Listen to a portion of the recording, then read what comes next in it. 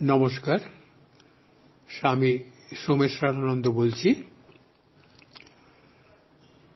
আজ কতগুলি প্রশ্নের উত্তর দেওয়া হবে। এখানে বেশ কয়েকজন প্রশ্ন করেছেন।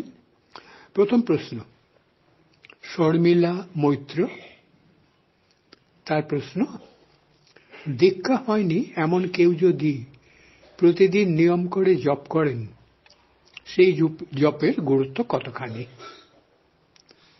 দীক্ষা হয়নি কিন্তু নিয়মিত জপ করে যাচ্ছেন, সেই জপ কতখানি গুরুত্বপূর্ণ? যথেষ্ট গুরুত্বপূর্ণ শর্মিলা দেবী। ঠাকুর বলেছেন কেউ নিজে থেকে নেমে নদীতে নেমে স্নান করুক, আর কাউকে ধাক্কা দিয়ে নদীতে ফেলে দেয়া হোক, গায়ে জল লাগবেই। সুতরাং জপ যখন করছেন যথেষ্ট গুরুত্বপূর্ণ। বিশেষ করে নিয়ম করে যখন আপনি নিয়মিতভাবে জপ করছেন, এটা খুবই ভালো। তাহলে দীক্ষা নেবার কি দরকার? দীক্ষা নিলে একটা সুবিধা হয় কি, গুরু আপনাকে একটা নির্দিষ্ট পথ বলে দেন, আর দীক্ষা না নিলে পথ আপনাকে খুঁজতে খুঁজতে চলতে হয়, এই পার্থক্য।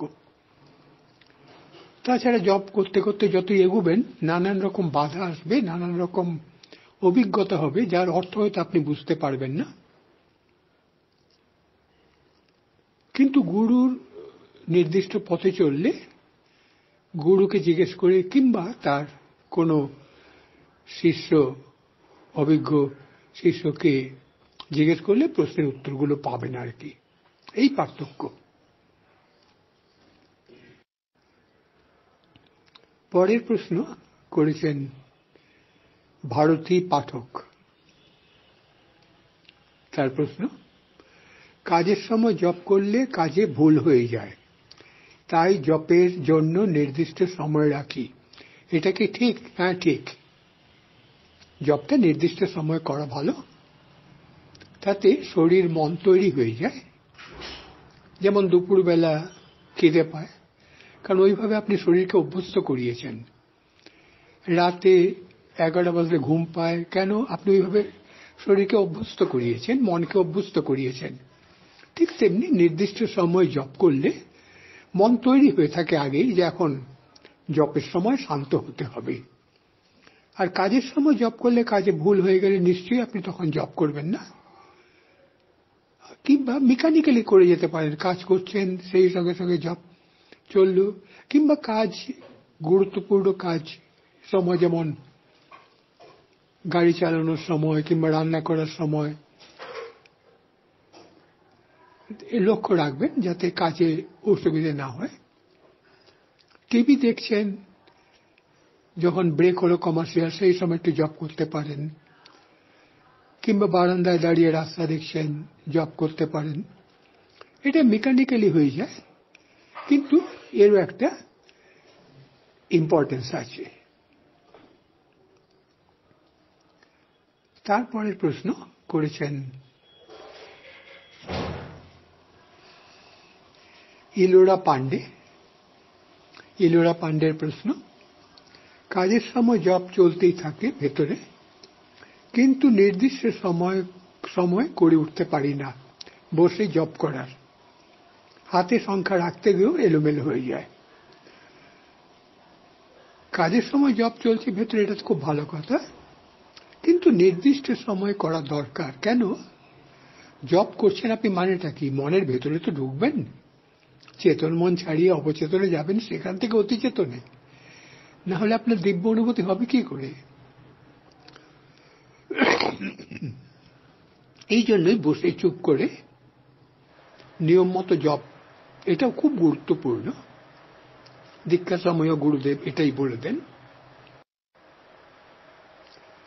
পরের প্রশ্ন করেছেন সুজয় মিশ্র। সুজয় বাবুর প্রশ্ন, বিশেষ বিশেষ তিথিতে মঠে গিয়ে অনুষ্ঠানে যোগ দেওয়া অথবা নিজের সাধনায় মগ্ন থাকা, কোনটি বেশি গুরুত্বপূর্ণ? এটা নির্ভর করবে আপনার উপর।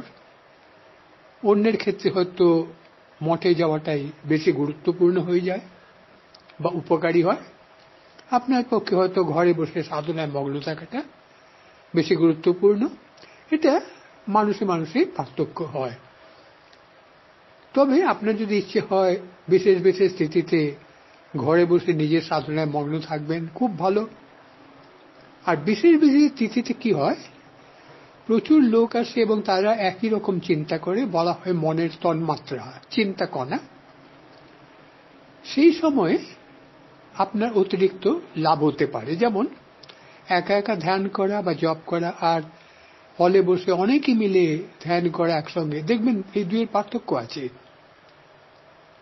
এই জন্য মন্দিরে গেলে আপনার মনের ভাব একরকম হয়ে যায়, বাড়িতে থাকলে আরেক রকম, হাসপাতালে গেলে একরকম, পুলিশ থানায় গেলে আরেক রকম। কেন? প্রতিটি জায়গা যে মানুষেরা আসে তাদের চিন্তা কণা, থট পার্টিকেল বা তন্মাত্রা, যোগীদের ভাষায় তন্মাত্রা, ওই পরিবেশটাকে সারচার্জ করে রাখে, ফলে ওই সুবিধাটা আপনি পান। তা সেই জন্য আপনি দেখুন কোনটা আপনার পক্ষে উপকারী। বিশেষ বিশেষ স্থিতিতে মঠে যাবেন নাকি নিজের ঘরে বসে নিজেই সাধনা করবেন। তারপরের প্রশ্ন বিনীতা ব্যানার্জি। বিনীতা দেবী প্রশ্ন করছেন, স্কুলে যাবার সময় তাড়াহুড়ো করে জব করতে ইচ্ছে করে না, এটা কি পাপ? না, পাপ কেন হবে, পাপ কিছু নয়। তবে স্কুলে যাবার সময় তাড়াহুড়ো বুঝতে পারি, অনেক কাজ থাকে আপনার, ঘরের কাজ, স্কুলেও যাবার একটা প্রিপারেশন আছে। দেখুন একটু তাড়াতাড়ি ঘুম থেকে ওঠা যায় কিনা, অন্তত মিনিট 20-25 আগে ঘুম থেকে উঠে যায়, একটু চেষ্টা করে দেখুন না। প্রথম প্রথম একটু অসুবিধা হতে পারে। কেন বলছি,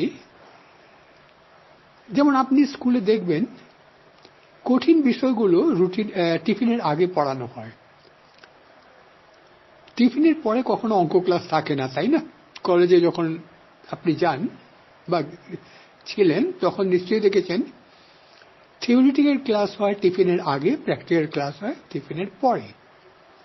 অর্থাৎ মন এক এক সময় এক একটা জিনিস সহজে গ্রহণ করতে পারে। তা সেই জন্য যদি আপনি সকাল সন্ধে, সেই সময়টাকে বলা হয় দিন আসছে রাত যাচ্ছে বা রাত আসছে দিন যাচ্ছে, এই যে সন্ধিক্ষণ, এর একটা ইম্পর্টেন্স, গুরুত্ব আছে। সেটা হলো প্রকৃতিতে নেচারে তখন একটা ভারসাম্য থাকে, ব্যালেন্স, শান্ত ভাব থাকে। এই সময়টা যদি আপনি জব ধ্যানে বসেন, প্রকৃতির ওই সাম্যভাব আপনার মনে চলে আসবে।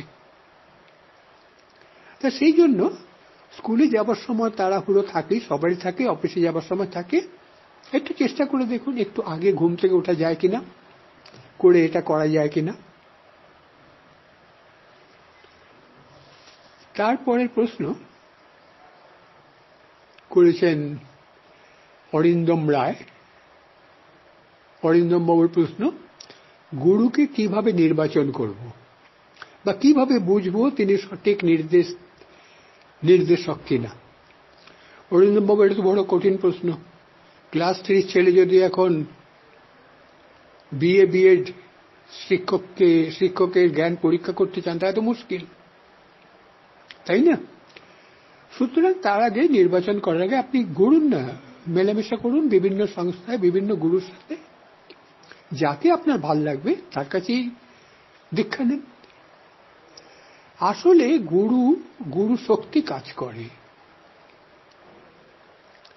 এবং সাধন ভজন করতে করতেই দেখবেন গুরু শক্তি বিশেষ কাজ করছে, এবং যা সব গুরুর মধ্যে দিয়ে কাজ করে। কেননা যে গুরুকে নির্বাচন করুন তার দেহত্যাগের পর তো তিনি থাকছেন না। আর দ্বিতীয় কথা, গুরু যদি খুব উচ্চ স্তরের হন, তিনি ভাবতে পারেন যে আমি কেন সাধারণ লোককে শিষ্য করব। ইউনিভার্সিটি প্রফেসর তো আর ক্লাস করে ছাত্রকে পড়াবেন না। সুতরাং গুরুকে নির্বাচন আপনি তার আধ্যাত্মিক শক্তি দেখা কিভাবে বুঝবেন আপনি? সেই জন্য দেখুন যাকে ভাল লাগে কথা বলুন, এখনই তাড়াতাড়ি করার দরকার নেই। আর তিনি সঠিক দিক নির্দেশক কিনা এটাই আপনি কি করে বুঝবেন? আপনি যতই সাধন ভোজন করবেন দেখবেন নিজে মন বলে দিচ্ছে। তারপর বলছেন মনই গুরু। মন আপনাকে বলে দেবে, আপনি বুঝতে পারবেন কেন গুরু শক্তি তখন সূক্ষ্ম রূপে কাজ করে। পরের প্রশ্ন প্রদীপ্ত সেন, একটু অন্য ধরনের প্রশ্ন। মোবাইলে আসক্তি কমানো যাবে কিভাবে? এই গ্রুপে একটা অনুশীলন দেয়া হয় মাঝে মাঝে, ফেসবুক দেখব না 5 ঘন্টা 6 ঘন্টা। আপনি এটা প্র্যাকটিস করুন, প্লাস নিজে থেকে একটা প্র্যাকটিস করুন। আজ 1 ঘন্টা, ধরুন সকাল 9টা থেকে 10টা আপনি মোবাইল ইউজ করবেন না। কাল বিকেলে 3টে থেকে 4টা মোবাইল ইউজ করবেন না 1 ঘন্টা। পরশু রাত 8টা থেকে 9টা মোবাইল ইউজ করবেন না। এইভাবে প্রথম 3 দিন 1 ঘন্টা 1 ঘন্টা করুন। চতুর্থ, পঞ্চম ও ষষ্ঠ দিনে 1 ঘন্টা সময়কে 1.5 বা 2 ঘন্টা বাড়িয়ে দিন। 3 বার করুন দিনে। এভাবে আস্তে আস্তে করে প্র্যাকটিস করতে করতে 1 মাসের মধ্যেই দেখবেন মোবাইলে আসক্তি অনেক কমে গেছে। যদি ব্যর্থ হন কোনো কোনো দিন ঘাবড়াবেন না, কারণ ব্যর্থ মানে 100% ব্যর্থ তো নন। হয়তো 10% ব্যর্থ হয়েছেন, 20% ব্যর্থ, 15% ব্যর্থ। 10% ব্যর্থতা মানে 90% সফল। সুতরাং ব্যর্থ হলেও দুঃখ পাবেন না, এভাবে প্র্যাকটিস চালিয়ে যান। পরের প্রশ্ন করেছেন মিঠু মজুমদার। মিঠু মজুমদারের প্রশ্ন, মহারাজের কথা মতো অডিও শুনে মন শান্ত করা অভ্যেস করছি, মাঝে মাঝে তবুও মন চঞ্চল হয়ে যায়, পরিত্রাণের উপায় কি? এই রেগুলার প্র্যাকটিস করে যাও, আর কিছু নয়। যেমন পড়াশুনো রোজ করতে হয় নিয়ম করে, তাই না? যারা খেলে দেখুন, বড় বড় প্লেয়ার, তারাও খেলার আগে নেট প্র্যাকটিস করে। সুতরাং সাধনার মন শান্ত হওয়ার একটাই উপায়, প্র্যাকটিস প্র্যাকটিস প্র্যাকটিস। কেন? আপনি কতক্ষণ জপ ধ্যান করছেন দিনে, বা মন শান্ত করার অভ্যেস? 1 ঘন্টা, 1.5 ঘন্টা, 2 ঘন্টা, 4 ঘন্টা। বাকি 20 ঘন্টা তো মনকে আপনি খেলতে দিচ্ছেন নিজের ইচ্ছে মতো অধিকাংশ সময়। তাহলে এই 20 ঘন্টার সংস্কার তো 2-3 ঘন্টা দিয়ে শেষ হবে না। সেই জন্য এটা রেগুলার অভ্যেস করে যেতে হয়। সাধু সন্ন্যাসীরাও সারা জীবন ধরেই জপ ধ্যান করছেন, এবং তারা অনেক বেশি করেন বলেই তারা একটু তাড়াতাড়ি ফল পান, আর তারা কম বয়সে শুরু করেন, এই জন্য মনের অতিরিক্ত শক্তির সাহায্য পান। তা মন মাঝে মাঝে চঞ্চল হয়, সবসময় তো নয়। এটা তো ভালো লক্ষণ আপনার, যে যতক্ষণ বসছেন ততক্ষণই চঞ্চল থাকছে না, মাঝে মাঝে চঞ্চল হচ্ছে। আস্তে আস্তে এই চঞ্চলতা কমে আসবে, আপনি অভ্যেসটা চালিয়ে যান। এরপরে প্রশ্ন সুচরিতা সরকার, তিনিও একই প্রশ্ন করেছেন, ধ্যান করার সময় মন চঞ্চল হয়। ইউটিউবে আপনি যান, ওখানে স্বামী সোমেশ্বর অনুধ্যান এটাতে সার্চ করুন, সেখানে দেখবেন একটা ইউটিউবে আছে মনকে শান্ত করার পথে বাধা কি। আপনি একটু দেখে নিন তো। এটা আপনাকে সাহায্য করবে যদি আপনার দীক্ষা হয়ে থাকে। যদি দীক্ষা না হয়ে থাকে, আপনি নিজে নিজে করেন, তাহলে অভ্যাস আপনাকে কিন্তু চালিয়ে যেতে হবে। যেমন পড়া, যেমন খেলা, যেমন সেতার শেখা, যেমন গান গাওয়া, এই প্র্যাকটিস ছাড়া উপায় নেই। যারা খুব ভালো গায়ক তারাও দেখবেন রেগুলার প্র্যাকটিস করেন, মাঝে মাঝে ছেড়ে দেন না। তাই ঠিক তেমনি প্র্যাকটিস করে যাওয়া, এটা একটা সুবিধা হবে কি, চঞ্চলতা ক্রমশ কমে আসবে। আগে হয়তো 5 মিনিটে 10টা চিন্তা উঠত, অভ্যেস করে করে 5 মিনিটে 5টা কি 4টে 3টে এরকম ভাবে হবে। সুতরাং মন চঞ্চল হলে আপনি ঘাবড়াবেন না, চঞ্চলতা কমছে, আগের চেয়ে নিশ্চয়ই কমেছে, আরো কমবে। আপনি শুধু চালিয়ে যান অভ্যেস।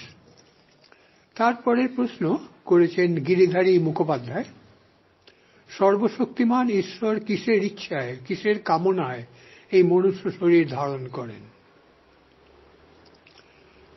দেখুন, যদি বেদান্ত দর্শনের কথা বলেন, সেখানে পরিষ্কার লেখা আছে এটা একটা লীলা।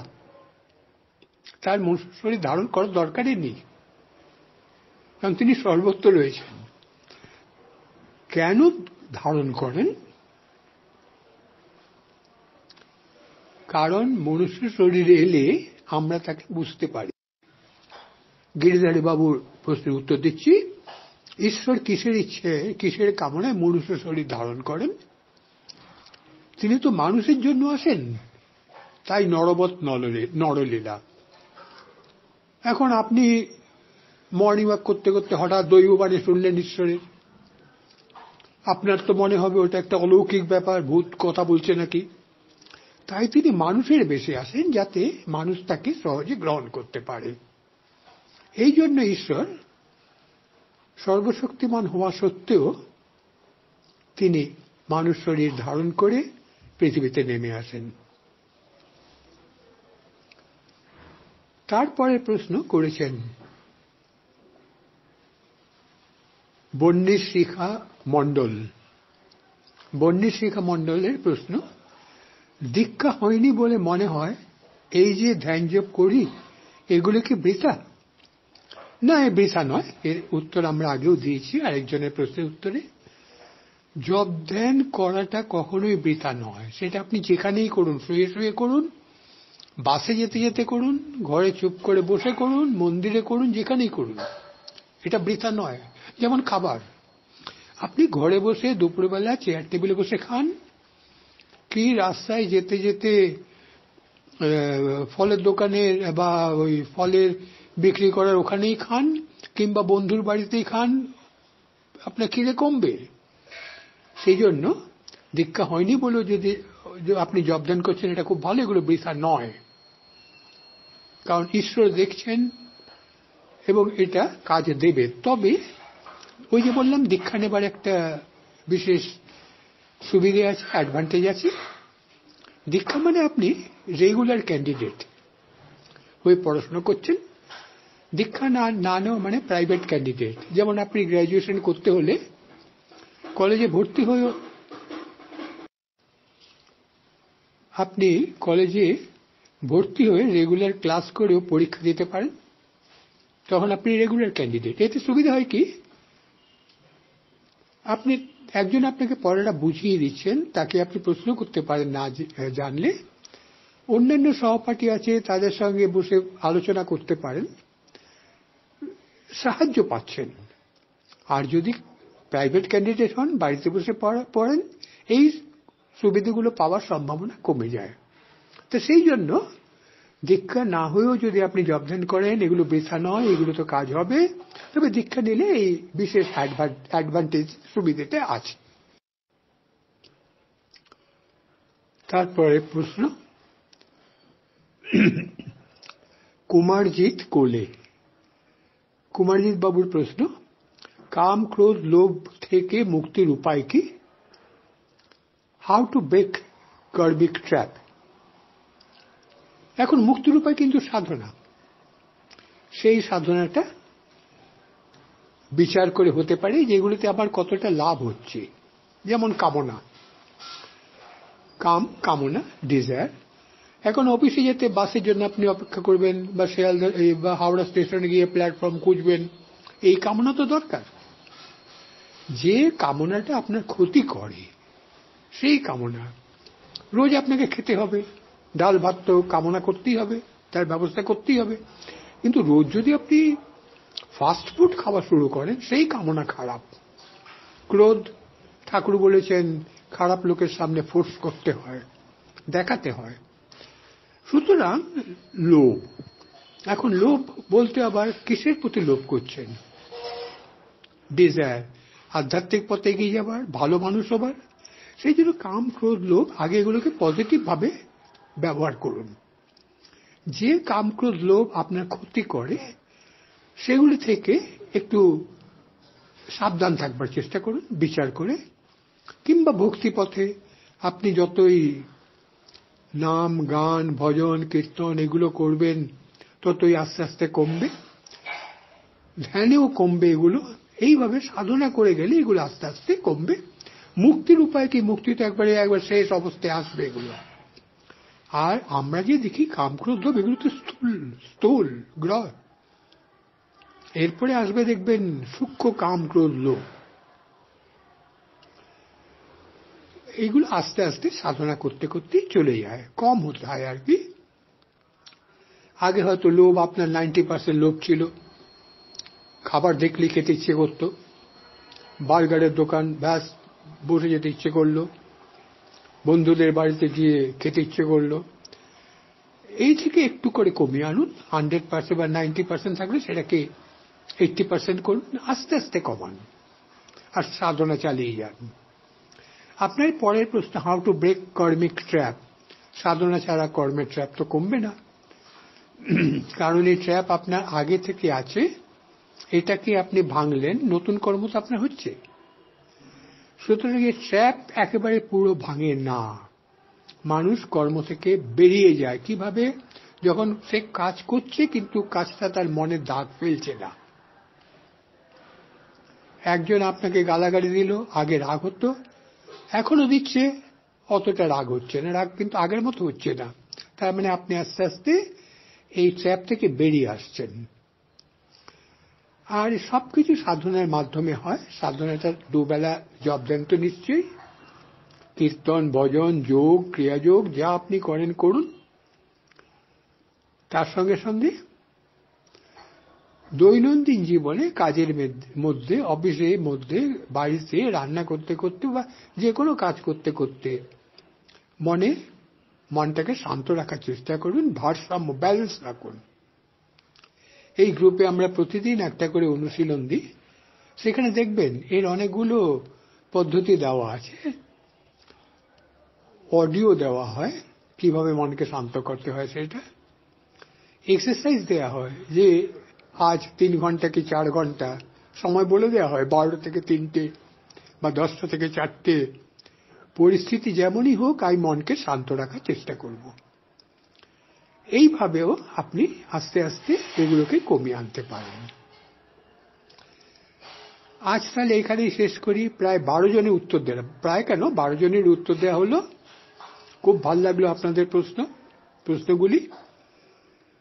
চেষ্টা চালিয়ে যান, হয়ে যাবে। যারা খুব সিদ্ধ পুরুষ এগিয়ে গেছেন তারাও কিন্তু প্রচুর চেষ্টা করেছেন জীবনে, তারা তো সিদ্ধ হয়ে জন্মাননি অবতার ছাড়া। আর অবতারকেও অনেক সাধনা করতে হয়, ঠাকুর সেটা করে দেখিয়ে দিলেন। অতএব এগিয়ে যেতে হবে। যেরকম ভাবে কতখানি গুরুত্ব দিতে হবে সাধনাকে, একজন ছাত্র পড়াশোনাকে যত গুরুত্ব দেয় ঠিক ততখানি, একজন মা কিংবা বাবা সন্তানকে মানুষ করার ব্যাপারে যতখানি গুরুত্ব দেন ঠিক ততখানি গুরুত্ব দিতে হবে সাধন ভজনে, তবেই মানুষ এগিয়ে যেতে পারবে। এখানেই তাহলে শেষ করি। সবাইকে আমার নমস্কার, ভালো থাকুন সবাই।